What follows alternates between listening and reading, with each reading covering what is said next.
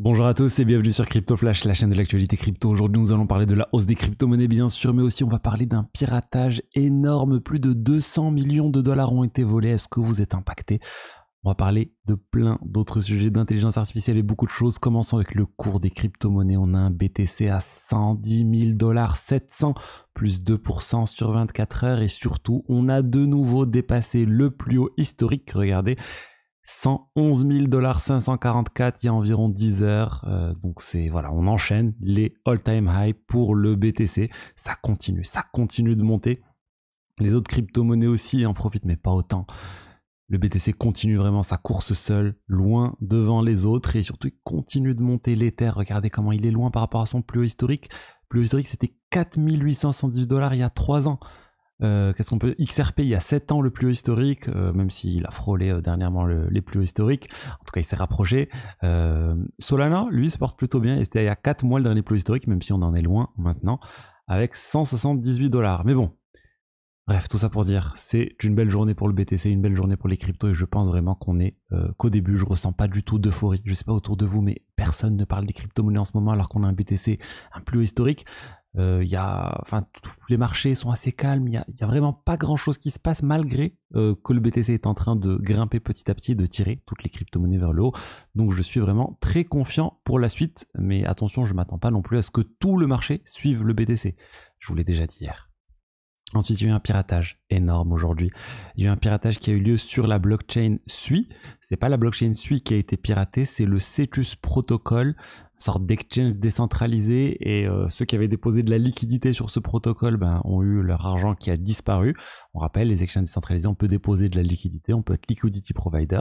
Il y a des risques associés. À chaque fois, je le dis bien quand je parle de finances décentralisées. Là, c'est un piratage. On n'a pas souvent vu des piratages sur Sui, ça utilise un langage de programmation à part, le langage Move, qui est celui utilisé sur Aptos aussi. Et là, il y a eu un bug. Il y a eu un bug au niveau, on ne sait pas exactement, au niveau de l'oracle, au niveau du code du smart contract. C'est pas encore clair ce qui s'est passé, mais en tout cas, 200 millions de dollars ont été volés. Le cours du Cetus Protocol a fortement baissé, le token. Et la bonne nouvelle, c'est que sur les plus de 200 millions de dollars qui ont été volés, entre 150 à 160 millions ont réussi à être bloqués et devront être récupérés et retournés aux personnes qui ont déposé de l'argent sur le Cetus Protocol. Donc ça, c'est une bonne nouvelle, la majorité de l'argent va être récupérée. Après, il y a déjà 60 millions de dollars qui a déjà été bridgé sur le réseau Ethereum. L'attaquant, en fait, ce qu'il a fait, il a tout converti en USDC et il a fait un cross-chain swap, plutôt transfert de Sui vers Ethereum instantanément. L'USDC n'a pas réagi à temps. Circle, on le sait, ils sont beaucoup moins réactifs quand il y a besoin de blocage que Tether et l'USDT qui réagissent beaucoup plus rapidement. Donc là, ils ont laissé passer au moins 60 millions de dollars. Mais bon, heureusement, le reste semble avoir été bloqué. Donc tout ça pour dire que les failles dans les smart contracts, ça peut arriver aussi sur les langages Move. C'est pas lié uniquement au langage Solidity ou à certains langages. Tous les langages peuvent contenir des failles. Et donc voilà, soyez vigilants, diversifiez-vous, étudiez bien les protocoles sur lesquels vous rentrez, vous déposez de l'argent dans la finance décentralisée.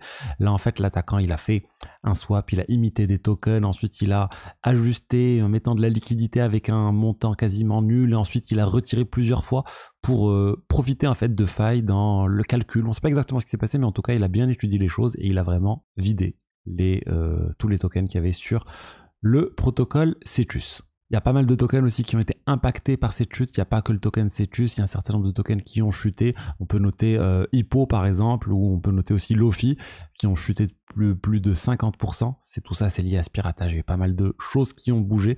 Je voulais vous parler d'une news autour du Borg, le token de Swissborg. Swissborg, c'est une plateforme crypto partenaire de la chaîne. Et le Borg, c'est leur token. Et là, le fonctionnement du staking change sur le Borg.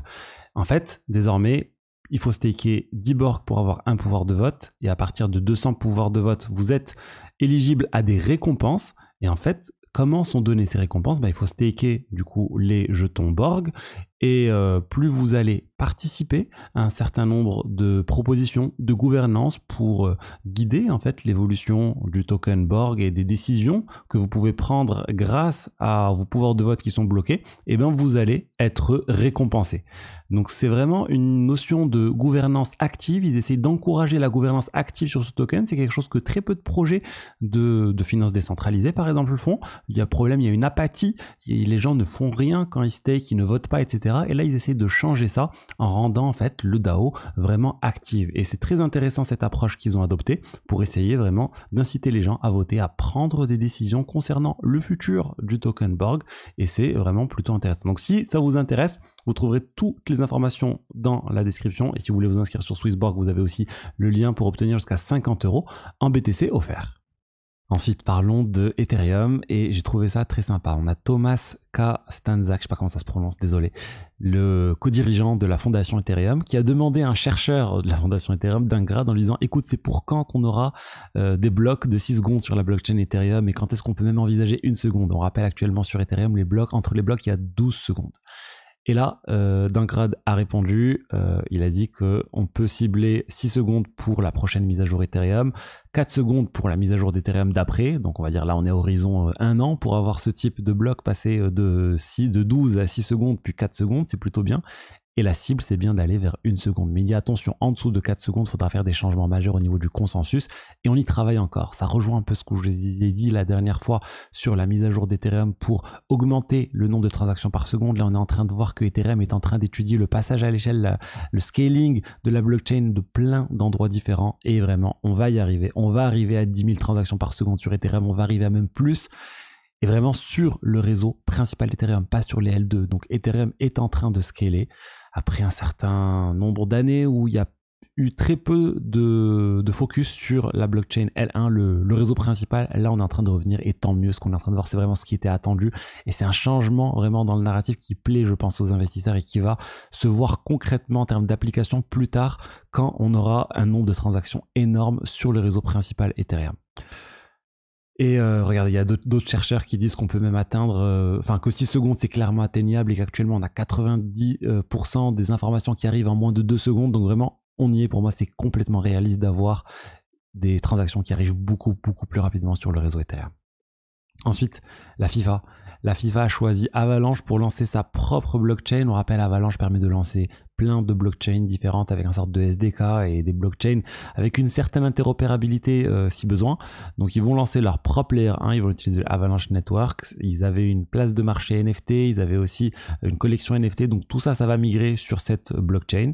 Donc je pense que c'est un bon point pour Avalanche qui a réussi à attirer un très gros client. Ensuite, parlons de World. On parlait de WorldCoin, ça a été renommé en World. Je rappelle la société qui a été cofondée par Sam Altman, le cofondateur d'OpenAI. Et ben, ils viennent de lever 135 millions de dollars. C'est énorme et surtout auprès d'investisseurs très connus, Andreessen Horowitz et 16z du coup, et Bain Capital Crypto. Ils veulent booster l'extension de WorldCoin aux États-Unis notamment, et du coup ils vont continuer de se développer. Ça a ouvert des portes Trump à WorldCoin. Maintenant ils sont en train de se développer aux États-Unis, un peu partout dans le monde. Je rappelle, ces investisseurs, quand ils achètent ils achètent toujours à un prix en dessous du prix actuel de WorldCoin. Ils sont bloqués généralement pendant 1 an, 2 ans, et ensuite ils peuvent commencer à vendre leurs tokens petit à petit. Mais bon, ça veut dire qu'ils ont quand même confiance en WorldCoin. Un pari misé sur WorldCoin, c'est parier en fait sur l'intelligence artificielle d'une certaine manière. C'est un monde où il y a plein d'intelligence artificielle, mais WorldCoin pourra prouver au monde qu'on est bien un humain. C'est pour ça qu'ils font le scan de l'iris, etc. Ça inquiète certains, mais j'imagine bien quand même un monde où où on peut en arriver là en fait. Et d'ailleurs, en parlant d'intelligence artificielle, Sam Altman, encore une fois, d'OpenAI, vient d'annoncer l'acquisition d'une société qui a été fondée par Johnny Ive. Johnny Ive, c'est le designer qui est à l'origine de l'iPhone, des MacBooks et de plein de produits de l'époque Steve Jobs et même après. Ils viennent d'acheter la société IO pour 6,4 milliards de dollars. Johnny Ive ne rejoint pas directement OpenAI, il va rester indépendant dans son autre société, mais il va travailler avec OpenAI pour reprendre tout le design design de tout ce qui se passe chez OpenAI. Et en fait, IO, ce que faisait cette startup et ce que maintenant va faire OpenAI, c'est créer un objet du quotidien, un peu comme un smartphone, un peu comme des lunettes connectées. On ne sait pas exactement quelle forme ça va prendre, mais un objet vraiment tourné, centré autour de l'intelligence artificielle, autour de ChatGPT. On ne sait pas exactement comment, mais on imagine qu'on pourra lui parler. On imagine que, je sais pas, ça sera peut-être des lunettes, mais en tout cas un objet vraiment centré au cœur de l'IA. Et Sam Altman a dit que c'était l'objet. Il a testé pendant quelques temps un prototype et il a dit que c'était juste complètement incroyable et que c'est l'objet le plus cool que le monde a jamais vu. Donc on attend de voir ça. La cible pour l'objet, c'est fin d'année prochaine. Donc on a le temps un peu de voir venir les choses. Mais voilà, c'est pour dire qu'il y a des choses qui se préparent avec l'IA. Ils ont pris ça pour 6,4 milliards de dollars payés en actions, donc c'est pas du cash qui est sorti, mais c'est quand même un très très gros deal qui vient d'avoir lieu. Ensuite, on a Kraken qui s'apprête à lancer la possibilité pour les utilisateurs en dehors des États-Unis d'acheter des actions directement sur l'application Kraken.